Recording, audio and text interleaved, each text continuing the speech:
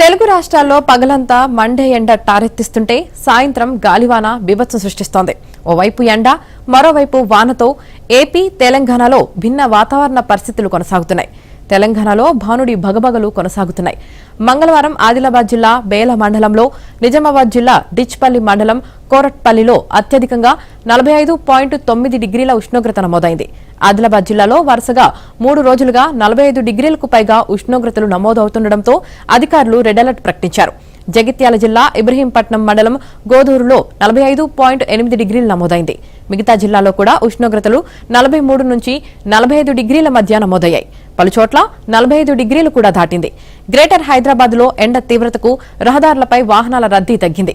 Greater పరిధిలో మరో 2 రోజుల పాటు సాయంత్రం, రాత్రి సమయంలో ఈదురుగాలులతో అక్కడక్కడ తేలికపాటి జల్లులు కురవచ్చని వాతావరణ శాఖ అధికారులు తెలిపారు. రాష్ట్రంలో వడదెబ్బకు 3 మృతి చెందారు.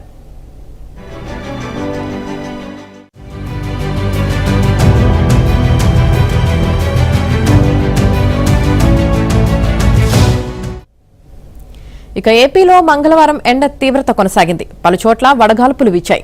ఉష్ణోగ్రతలు సాధారణం కంటే 3 నుంచి 5 డిగ్రీలు ఎక్కువగా నమోదయ్యాయి. 140 మండలాల్లో 41 డిగ్రీలకు పైగా ఉష్ణోగ్రత నమోదైంది.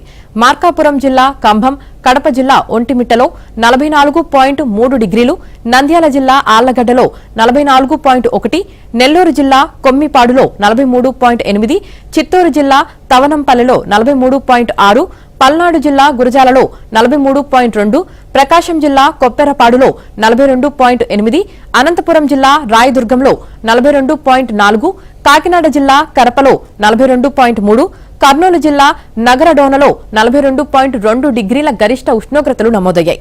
రానున్న 2 రోజులు రాష్ట్రంలో వేడి వాతావరణం కొనసాగుతుందని, రాయలసీమలో ఉష్ణోగ్రతలు 41 నుంచి 43 డిగ్రీలు నమోదు కానున్నాయని వాతావరణ శాఖ తెలిపింది.